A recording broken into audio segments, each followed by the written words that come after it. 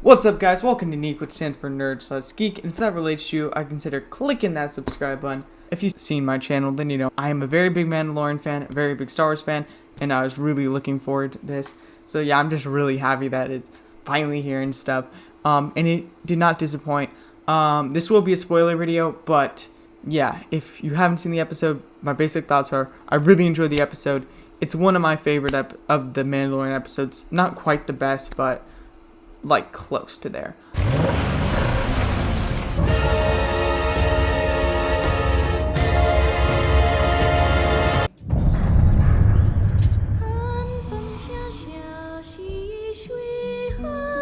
The way I'm going to structure this is I'm basically going to go through like the episode, not like point by point, but kind of just basically go through the main plot of the episode and talk about each sort of thing as they're introduced and sort of characters and stuff.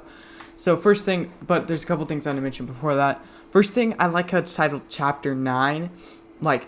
So I think that's how they're going to be doing it. It's like each one is continuing a chapter. So I think it gives this feel that they're not really supposed to be like seasonal. Like it's not supposed to be, because that's like one thing about the show that is different from quite a few shows that are going on right now. Actually, there's been plenty of shows going on that are basically like these like 8-hour movies or whatever, which I think can work sometimes, but it kind of annoys me because what I go to TV shows for is to watch something happen over time. You get to see a bunch of different adventures sort of with your character, a bunch of different things going on with your character. That's why I watch TV shows, to see it. Each episode should be its own thing while still going to an overarching story. That's what I think TV should be, because we have movies for a reason. We have TV for reasons.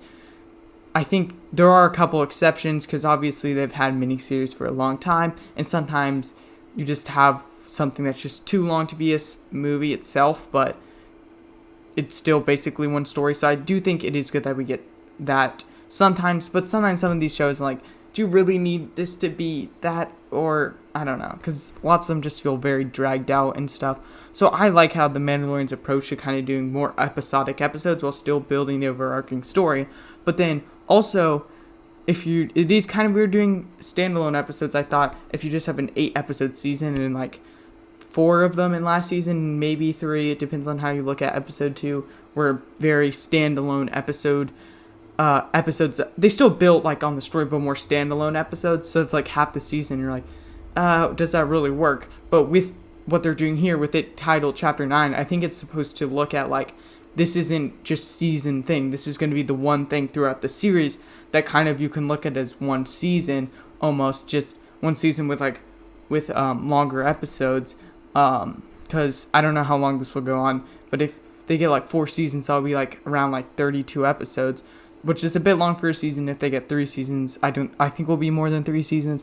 But anyway, I think that's kind of going to be the thing where you look at it kind of as one thing altogether. So then it makes sense why there are some standalone episodes. There are quite a few standalone episodes and stuff, because if you look it overall, there's also a bunch of episodes that are very like important to the story. So, and like talking about that, episode 8 was like a season finale, but it didn't really close off that much. There was plenty of places like and stuff that they still love to explore and things.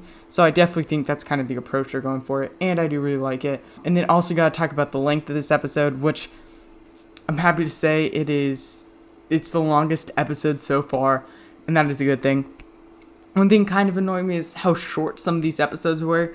It kind of like, it's supposed to be this like big sort of event thing, and then like some were only like 30 minutes and stuff. A couple were longer, like the last 2 of the season were over 40 minutes, but you're just like, they have long credits too, so it's just like, I kind of want more from this. And it kind of feels less because it moves like a TV. The actual like movement of how much stuff happens within a certain amount of time, it more moves like a movie than it's because like some TV shows have like 20 minutes, but they pack a lot of sort of stuff into that 20 minutes. But this sort of moves like a 20 minutes in a movie would happen, which you do have quite a bit and stuff, but it doesn't feel like a bunch. When you watch 20 minutes out of a movie, you're not just like, whoa, I just watched so much stuff. So it's kind of like how that moved too. So that was a tiny bit frustrating, but I'm glad this episode being like 54 minutes, I think, but I think it's just around 50 if you remove the credits. So I think that's a lot better length, and I hope they stick with this sort of length, and it wasn't just the first episode sort of thing. And then also, we got Jon Favreau directing. Of course, Jon Favreau is the showrunner of the show, and he wrote like almost all the episodes, except like Dave Filoni wrote one last season, and Dave Filoni and one other person's writing an episode this season. But he's generally been like someone very much in charge with it, but we never got to see him direct an episode last year because he was working on everyone's favorite Jon Favreau movie, The Lion King. That's sarcasm if you can't tell. But because of that, he couldn't direct an episode, but this time he gets to direct an episode, and it's great to see him behind the camera because Jon Favreau is a really good director. It's kind of crazy how stacked they got for a TV show, how stacked the directors are and stuff. This one, I think, this season's, I don't think it's quite as good as last season because you did lose Taika Waititi and Deborah Chow, which I think were the strongest directors of the ones in season 1. So it's kind of sad losing them. But this season, of course, you get Jon Favreau. You also get Peyton Reed, Robert Rodriguez kind of coming in. And then you also get Carl Weathers with his first ever directing debut. I don't know how that'll go. Hopefully it's good. But yeah, Jon Favreau's direction is just really good. It's really good to see him behind camera inside of this Star Wars universe. I really love it. And then I'm going to start going through now into the show. Oh, one last thing. The score is still amazing. I love the score of The Mandalorian so much, and it continues to be excellent. Excellent! So let's kind of start going through. It has a great opening, I feel like, that just brings you back right away to the world of The Mandalorian and the feel of here. And then you get this scene where they're going to this arena. He heard about some sort of bounty, another Mandalorian who needs to track down because he needs a Mandalorian to help him with Baby Yoda and finding his sort of Baby Yoda species. That's his goal for the season. So I think that's a good goal for the season because it will allow some big more story episodes and individual episodes. This episode is more of a standalone episode. So I think this sort of story lends itself to have both of those. So I think it really works with this sort of show. But then you get this awesome sort of fight scene where he takes down all the guys and stuff, which is just a bunch of fun, really well handled. He gets the guy, and the guy says, "Oh, the Mandalorian is on Tatooine," and I'm like, interesting. I know someone who's on Tatooine who wears Mandalorian armor, but it's not the Mandalorian who is rumored to be in the show, or basically confirmed to be in the show. That's interesting. So I thought, obviously, he's going to find Boba Fett. Going to Tatooine, it's kind of because one sided thing, I'm like, do I want them to go back to Tatooine? For some reason, they feel I don't know, because there's such an extensive world of Star Wars, and I'm glad most of the places they have gone have been new places. But then they went to Tatooine last season, now they're going back again. I'm like, Tatooine's been used a lot. Do I really want that? But I don't know. I think the reason within this works because, of course, he's talking about the Mandalorian sort of stuff, and there is a Mandalorian armor wield person wearing it there, so that does make sense and it does work. And actually, I'm thinking at it, I don't know. It's not like they've been to Tatooine so much and other things. It's really just been the Mandalorian and the original, and the prequel trilogy. Nothing besides the prequel trilogy, original trilogy, and the Mandalorian. But, yeah. You know what? I don't really care that much. I mean, I can see why someone would care, and I don't love it, but you know what else? And because in Tatooine, they don't go back to, Mos Eisley or anything. They introduce this new sort of, town to go to, which I think is good, because, yeah, that does something new even within Tatooine, which I just think is, really, really good. So then once you get to Tatooine, though, you do get the return of Pulimoto from last season. You remember from episode 5, The Gunslinger. And I thought I kind of liked the character from last season. So I'm glad she gets a return in this small little part. And you kind of get a callback of how Mandalorian doesn't hate droids now, which I think is cool. And then he goes off to this town. And he goes down to the town. He enters a bar. He asks the bartender where the Mandalorian is. He's like, "You mean the person who wears the armor like you? You mean the Marshal?" And then in walks the Marshal. in Boba Fett's armor, like kind of some of it, and it doesn't really look like Boba Fett. At first when I walked in, I'm like, this Boba Fett's armor. And I thought Boba Fett was going to be in this episode, but that doesn't really look like Boba Fett, and that doesn't sound like Boba Fett. And he takes off his helmet, and it's Cobb Vanth, played by Timothy Olyphant. I think that's how you pronounce it. But for some reason, whenever I heard Cobb Vanth, all I could think of is Bob Vance. Vance Refrigeration. Maybe it's because Timothy Olyphant is in The Office. I don't know. But I want to talk about Cobb Vanth because I think he's a great character. Yeah. First thing I just want to say is he's a character who's actually been in some of the other books and stuff. He's in some of the canon books, a series called Aftermath that takes place of like shows the aftermath of the Empire falling. So it's cool that they bring someone in from there into like the movies or TV shows. I don't think they really ever did that before. That's something cool that they did here.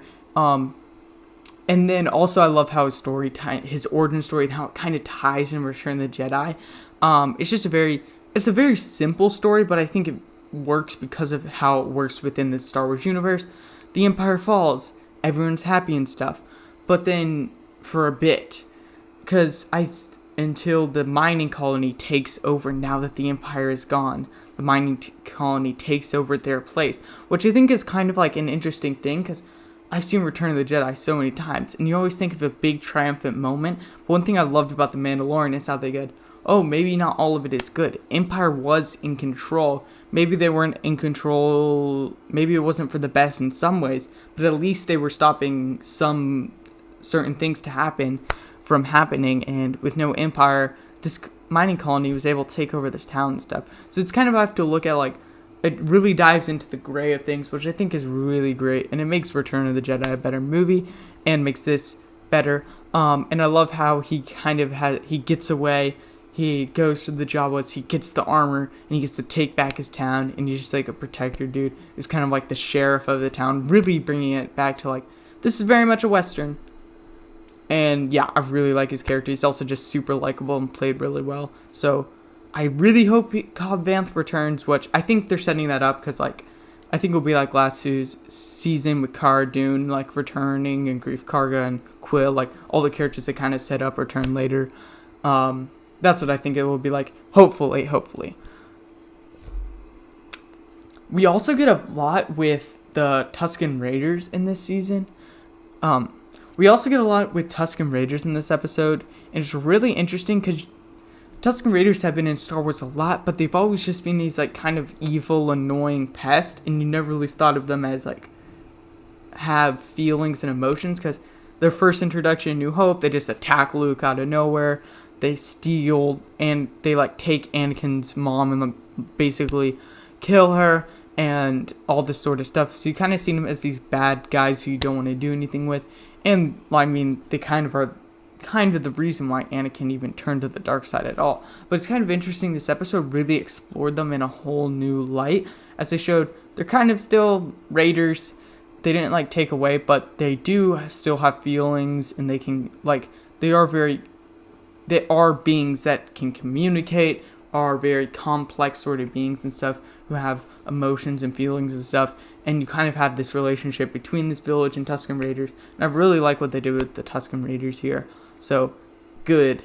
Talking about the like, sort of village thing, I think it might be a bit too similar to episode 4 in this regard, because it's like Mando going and helping a village, kind of like what he did episode 4, and then it also has a couple aspects with episode 2, where he has to, like, go, like, fight, like, the sort of monster that comes out of a cave, and the sort of, like, creature that comes out of a cave and stuff, and, like, there's even, like, this, whatever it's called, like, this pearl, and, like, the other was the egg and stuff.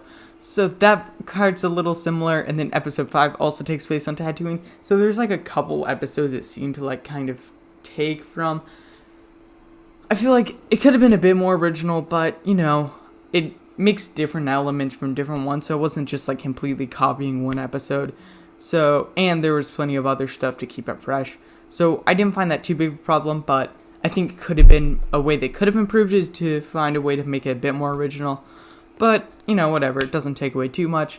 And then we get to this final showdown with the Krayt Dragon. And this was awesome. I can't believe this is a TV show. We're going this big in scale, and how good it looks. How we can go this big in scale and it doesn't look like TV. It still looks like on a cinematic level. Pretty crazy. The actual dragons has great CGI. It looks very cinematic. Like if you put this in a movie, it wouldn't seem bad CGI, which is something we don't really see in TV shows that much. Normally we're used to seeing worse CGI and stuff. Very good.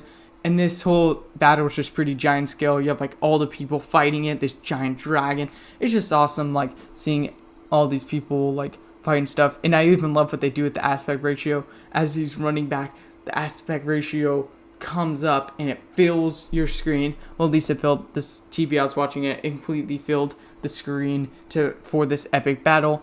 And normally I kind of like the aspect ratio of the show normally. It does the more widescreen thing. Some TV shows do the more full screen sort of stuff to like try fitting to TV's screens more. So I kind of like how they went for it to be a bit more cinematic. But then this was like filling it to be the IMAX ratio. So it was a bit different and stuff. But so I think it really worked for this sequence, especially for feeling this big action sequence. I don't know if I'd want it all the time, but it definitely helped enhance this action scene. And now we got to talk about this final shot and this final reveal.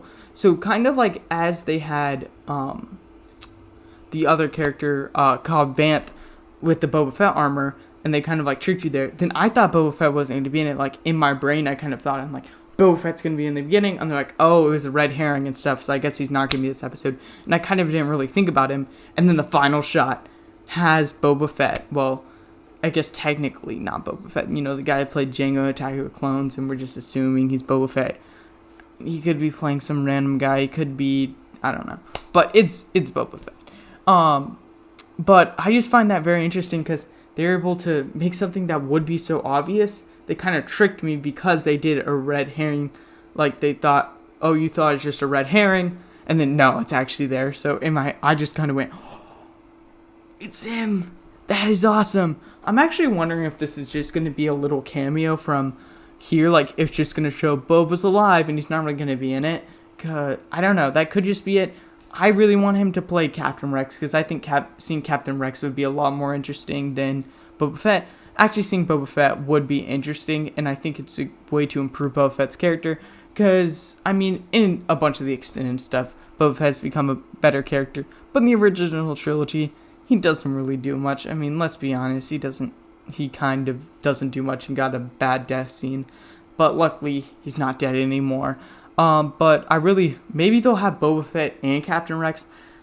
I wonder how, like, if they meet each other, like, that would be a very interesting, little meeting there. But, yeah. I really want Rex, but if we get Boba Fett here, that'd be really great. If we get both, that would be even better. But I think that's a good way to end this episode. Kind of like how last season had a final shot that kind of like teased some sort of stuff and got people speculating and got people talking. I think that's a very good choice to do for a first episode, and it makes people want to go back for more. So yeah, those are basically my thoughts, my very extended thoughts. I realized I've been talking for a long time about this episode, but I had a lot to talk about. I really enjoyed this episode. Not quite my favorite episode. Episode 8 is still my favorite. And I think 7 and 3 are my ones below that before. I don't know if I like this more than either of them. I probably like it just below those ones. So like the bottom of my top tier is where I place it. But yeah, really great episode. I can't wait to see where they're going next. So those are my thoughts on the first episode of Season 2 of The Mandalorian, Chapter 9, The Marshal. Comment down below what you thought about the episode. Please like and subscribe, and keep watching Neek.